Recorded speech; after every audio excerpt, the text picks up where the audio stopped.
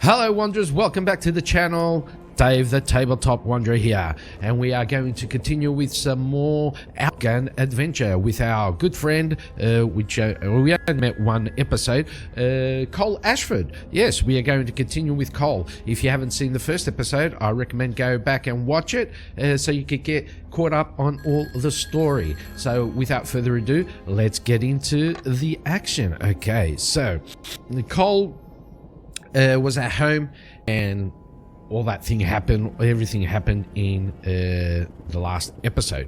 And so he gets up and he thinks about what he's going to do, and he made a decision. He makes a decision, and his decision is to go to the university where Professor Holden worked. See if you can find some information about what the professor wanted to talk to him about.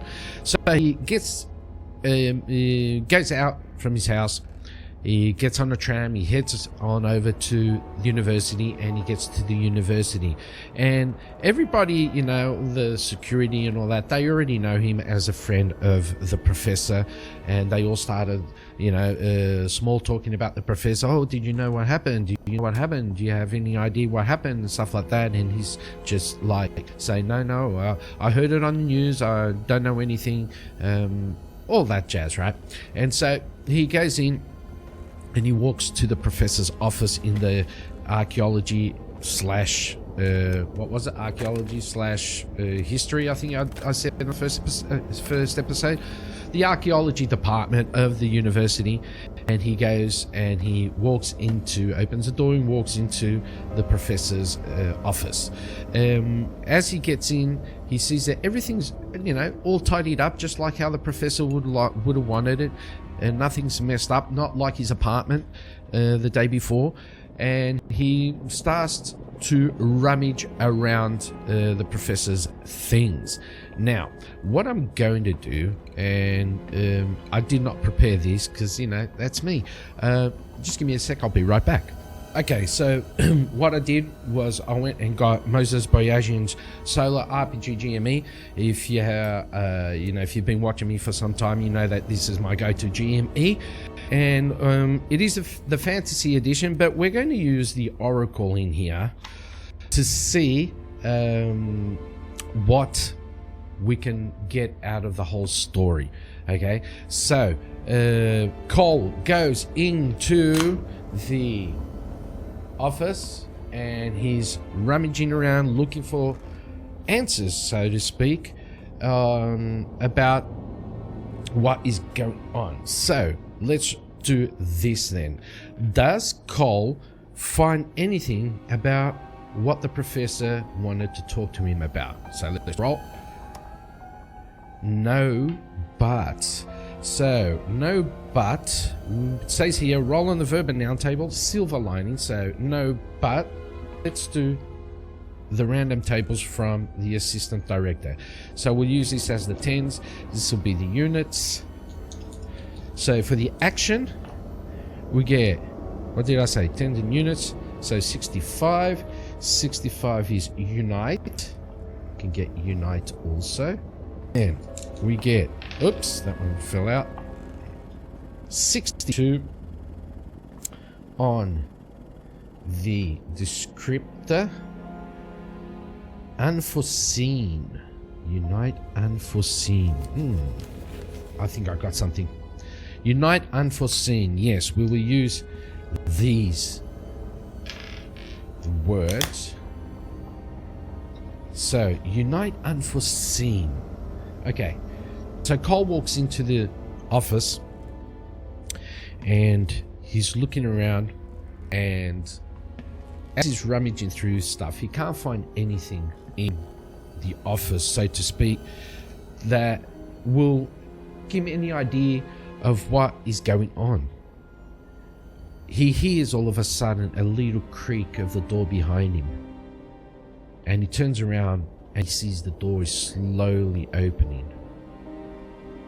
He runs around the desk and he goes behind the door. So the door's opening and he's behind the door, and he pulls out one of his revolvers. He's at the ready because the day before was really crazy for him. And he sees this shadow through the glass. The glass is like sort of frosted, and he sees this shadow of a person walking in slowly into the room. And as they walk in, they go past the edge of the door, and Cole slams the door and he points the gun straight at the person. Stop right there. Who are you? And all of a sudden, this woman figure throws up her hands, goes, it's me. It's me. Who is it? Who is it? I've got an idea on who it is. We got here a unisex name. So we're going to roll 2d6s once again. We'll do the same. So this will be the column here. The yellow ones and the red ones will be right here. So let's see what we get.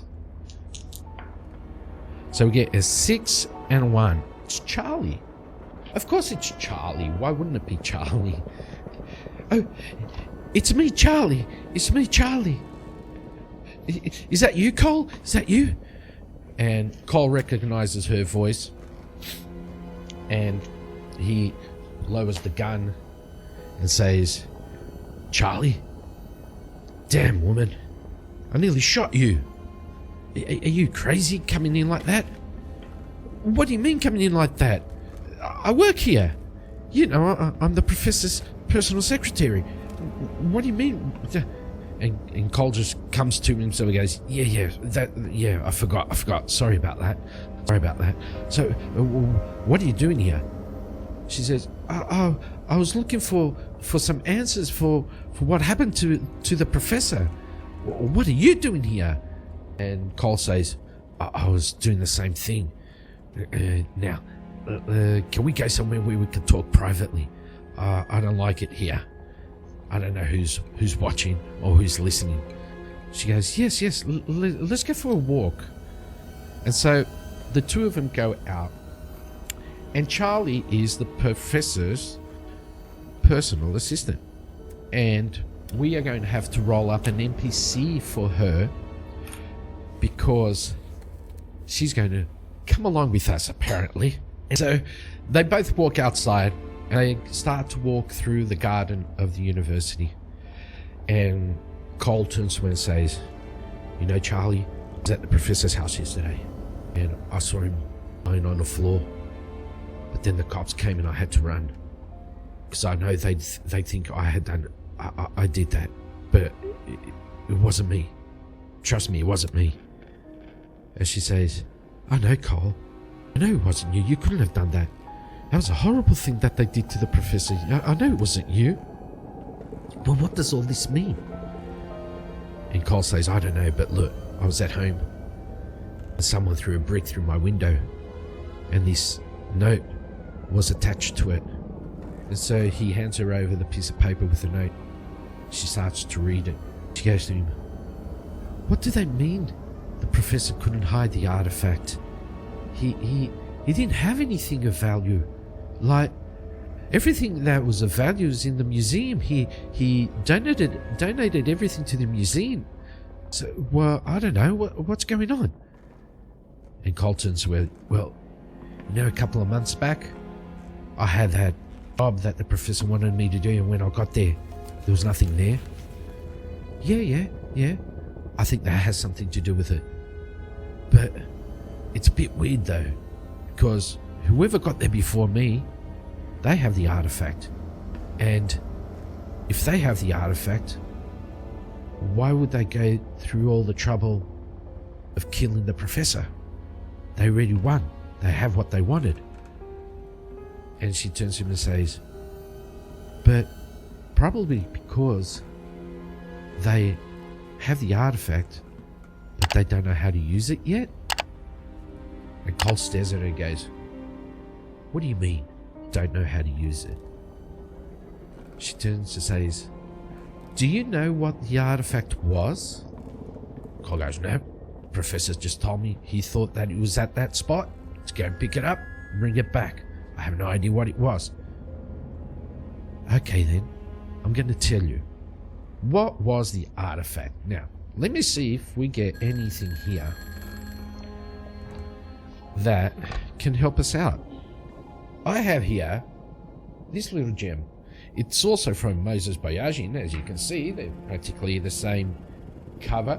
Here we have D20 random tables. I'm going to say that quickly 3 times. And what this is, it's like something like 200 tables that you can roll on to get some ideas for your games. Dungeon rooms, dark magics, stuff like that. What I want to see is, can we find here anything like weird, you know, so ancient relics? Yes, exactly what I want. We have here a D20 table of ancient relics right here in this little book. So we're going to roll a D20 and we're going to see what comes out. And 11. And so not bad. The ancient relic that Cole was asked to get from that location was an old map leading to a hidden treasure. And of course, Moses' stuff coming in at the right time to help us out.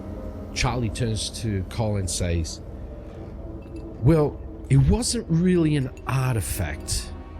Apparently, the professor had found the location of an ancient map that would lead towards a hidden treasure.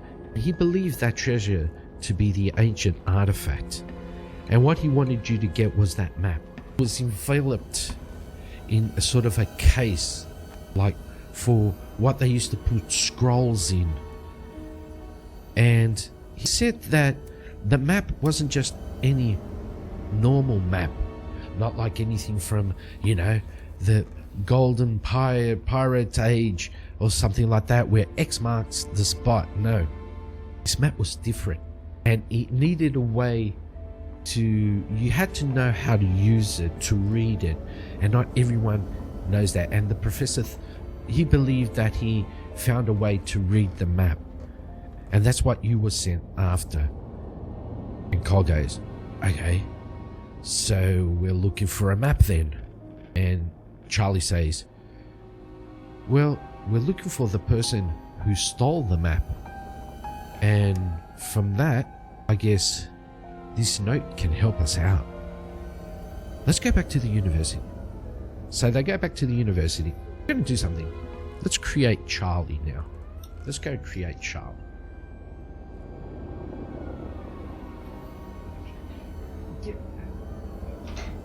Oh my god.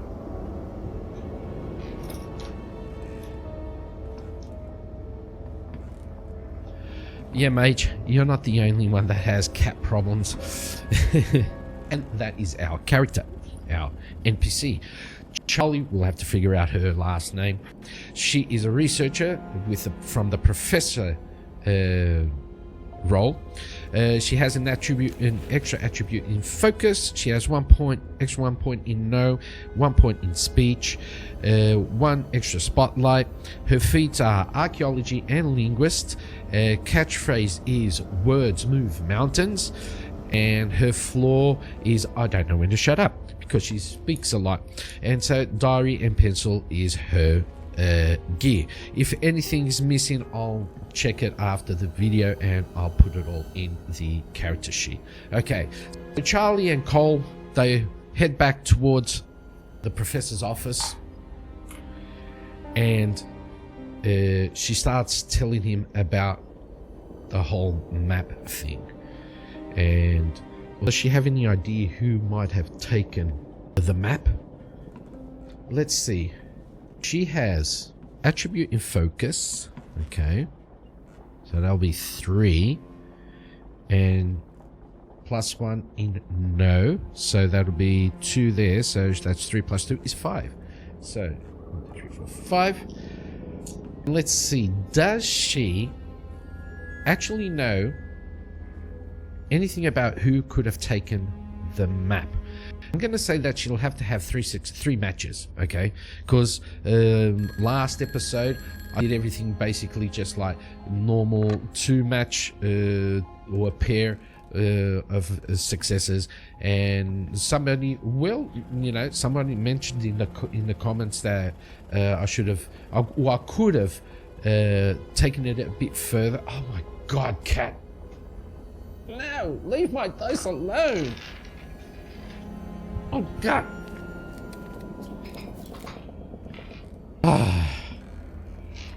Sorry about that. So someone said that I could have, you know, bumped up the difficulty a little, and I'm gonna say that, okay, because she, oh my god, really, cat? So I'm gonna say because of that she was the professor's help assistant, she could,